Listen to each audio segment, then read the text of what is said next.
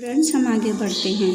तो बेरोजगारी जो है प्रोफेसर प्रगाव के कहने के अनुसार अगर हम सोचेंगे तो उनका भी कहना एक तरह से सही है कि उनका ऐसा मानना है कि बेरोजगारी एक तरह इसलिए हो जाती है क्योंकि इंसान तो चाहता है हर तरह के काम करना, लेकिन उसे काम नहीं मिल पाता। In short, unemployment is a situation where a person is ready and capable of working and current wage rate but does not get work. अब अनएम्प्लॉयमेंट का ये भी एक तरीका है कि अगर इंसान चाहे कि वो काम करे तो उसकी सुविधा अनुसार उसे काम नहीं मिल पाता है, और अगर काम मिल भी जाता है तो उसको उसका पैसा नहीं मिलता है। वेज रेट यानी पर डे का जो सैलरी होता है, तो लेबर्स जो होते हैं उनके रोज़ाना की इनकम होती है कि वो प्रतिदिन काम करेंगे, उसी के ऊपर उनको पैसा मिलता है, उसे हम कहते हैं wage rate. Current wage rate यानी जितना घंटे काम किया उतने पैसे।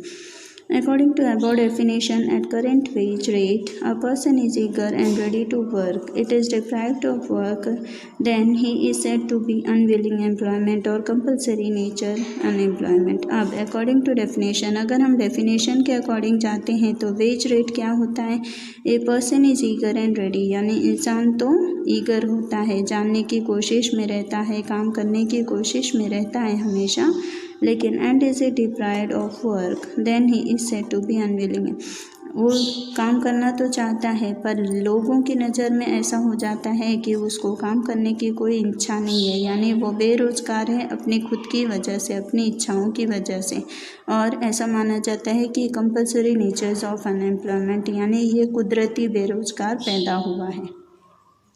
Similarly, if a person is not willing and ready to work and not getting work, then he is not said to be unemployed. और उसी तरह सिमिलरली अगर वही दूसरे तौर पे हम देखेंगे तो पर्सन जो है वो काम करना नहीं चाहता है एंड रेडी टू वर्क, उसका मन नहीं रहता है काम करने का, लेकिन फिर भी वो काम कर रहा है, तो उसे कहा जाता है कि he is said to be unemployed, और वो बेरोजगार है। This type of person is said to be voluntary unemployed.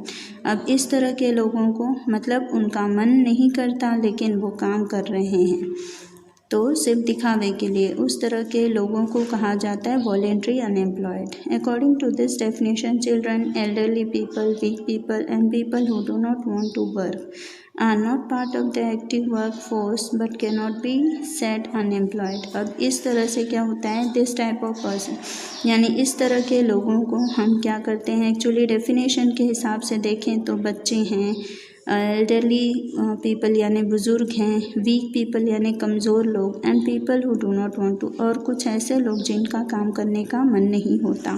Are not part of the active work, वो लोग कोई एक्टिव वर्क का पार्ट नहीं है, फोर्स भी नहीं करते हैं, but can not be said, लेकिन फिर भी उनको बेरोज़गार नहीं माना जाता है। This voluntary unemployment is not a problem. अब इस तरह के अनएम्प्लॉयमेंट को कोई प्रॉब्लम नहीं मानता है। उसके नीचे आते हैं हम नेक्स्ट पैराग्राफ में। The term unemployment is understood in terms of supply of active force. अब यहाँ पर द टर्म अनएम्प्लॉयमेंट यानी बेरोजगारी इस तरह से हम समझेंगे कि एक तरह का टर्म्स ऑफ सप्लाई है, यानी काम करने का एक टर्म है कि काम करेगा इंसान तो एक्टिव फोर्स रहेगा, यानी काम का उसके ऊपर प्रेशर रहेगा। Active work force supply includes people in the age group of 15 to 64। अब इस तरह से एक्टिव ऐसा माना जाता है कि काम का प्रेशर या काम करने की जिम्मेदारी उसमें होती है 15 से लेकर 64 साल तक के लोगों में। From the meaning of the unemployment, it can be said that unwilling unemployment or compulsory unemployment is only the problem. In India also, unemployment has become a serious economic problem. अब यहाँ से from the meaning यानी कि इसका अर्थ यह है कि unemployment it can be said, unemployment को ऐसा भी कहा जाता है कि unwilling यानी जब इंसान की इच्छा न हो काम करने की, तब वो बेरोज़गार माना जाता है, और कई जगह पे उसे कंपलसरी यानी कि कंपलसरी लोग मान लेते हैं कि ये तो बेरोज़गार ही रहेगा, इसके साथ कुछ नहीं हो सकता है, तो वो भी एक तरह की कंपलसरी प्रॉब्लम बन जाती है। अपने भारत में भी इस तरह से ये जो अनएम्प्लॉयमेंट वाली क्रिया है ये बहुत बड़ा सीरियस इकोनॉमिक प्रॉब्लम बन चुका है, यानी बेरोज़गारी की जो समस्या है वो पूरे भारत में बहुत बुरी तरह से फैल चुकी है। An unemployed person is economically dependent and cannot live in society with dignity. अब अगर बेरोज़गार इंसान है तो उसे सोसाइटी के अंदर, समाज के अंदर वो इज्जत, वो तौर तरीके या उसका वो रुतबा नहीं रह जाता है. That is why problem of unemployment is not only an economic problem but can create social, efficient and political problems. और इसीलिए बेरोज़गारी सिर्फ एक छोटी सी समस्या नहीं, वो फाइनेंशियल प्रॉब्लम बन जाती है, इकोनॉमिक यानी सामाजिक प्रॉब्लम बन गई. अब उसके पास धन दौलत रुपया पैसा औहदा कुछ नहीं रह जाता है और इसी तरह से वो एक तरह से एथिकल एंड पॉलिटिकल यानी सामाजिक और रूपिक दोनों ही तरीके से वो गरीब माना जाता है, बेरोज़गार माना जाता है. अब आ जाते हैं, टॉपिक अपना है 6.2. 6.2 का टॉपिक है टाइप्स ऑफ अनएम्प्लॉयमेंट यानी बेरोज़गारी किस किस तरह की होती है या कितनी तरह की होती है. While discussing the nature of types of unemployment, it is necessary to know the nature of economy. जब हम बात करें बेरोज़गारी की तो सबसे पहले हमको नेसेसरी यानी सबसे पहले हमारे लिए ये ज़रूरी है कि किस तरह का इकोनॉमी है यानी किस तरह का काम है, किस तरह से पैसे कमाने का ज़रिया है. Because the nature of unemployment is different in developed and developing economy. क्योंकि काम करने का या बेरोज़गारी का तरीका अलग अलग होता है. कौन किस तरह के काम करता है और वो किस तरह के काम में उसे मुनाफा होता है और किस तरह के काम में उसको लॉस होता है. Generally, in developed countries, lack of effective demand resulted from trade cycle creates unemployment.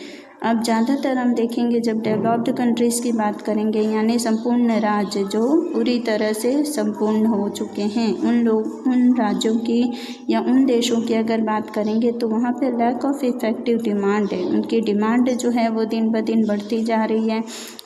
उसी डिमांड की वजह से उनका जो ट्रेड साइकिल है यानी व्यापार करने के जो तरीके हैं वो भी बढ़ते जा रहे हैं और उसी के कारण उनके यहाँ अनएम्प्लॉयमेंट ख़त्म हो रहा है. This is mainly for short term. ये कुछ छोटे से समय की बात है. In developed countries generally we find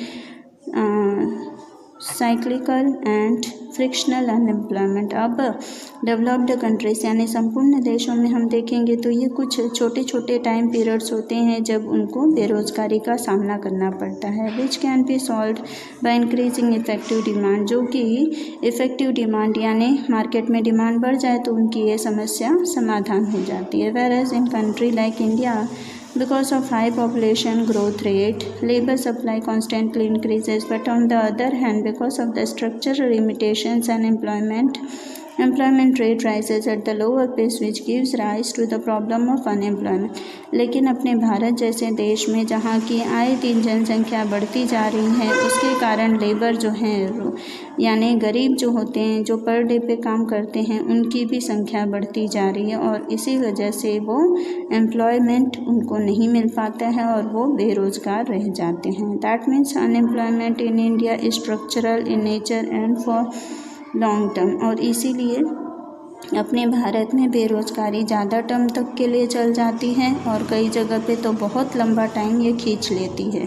this can be solve by introducing economic, social and political changes और थ्रू डेवलपिंग इंफ्रास्ट्रक्चरल फैसिलिटीज़. अब इसको सॉल्व करना है अगर तो सामाजिक तौर पर, पॉलिटिकल तौर पर और इकोनॉमिक यानी अपने रूप से सोच समझकर हर चीज़ को करेंगे तभी जाकर कहीं ना कहीं इसका इंफ्रास्ट्रक्चर यानी इसका जो रूप है पूरी तरह से उसे ही बदलना होगा. फैसिलिटीज़ जो हैं आए दिन जिस चीज़ों के लिए हमें ज़रूरत है वो सारी चीज़ें सुख सुविधा अनुसार होगी तब जाकर ही ये इसका प्रॉब्लम का सॉल्यूशन निकल सकेगा. To know the nature and types of unemployment, Shri Raj Krishna Committee report in 2011 and 12 has given 4 measures. अब इसी चीज़ को या इस प्रॉब्लम को सॉर्ट आउट करने के लिए श्री राज कृष्ण कमेटी रिपोर्ट ने एक रिपोर्ट बनाई है जो कि 2011-12 में सैंक्शन हुई है और उसमें 4 तरीके बताए गए हैं कि किस तरीके से ये प्रॉब्लम का सॉल्यूशन हम निकाल सकते हैं. वो 4 तरीके क्या हैं वो अब हम पढ़ेंगे.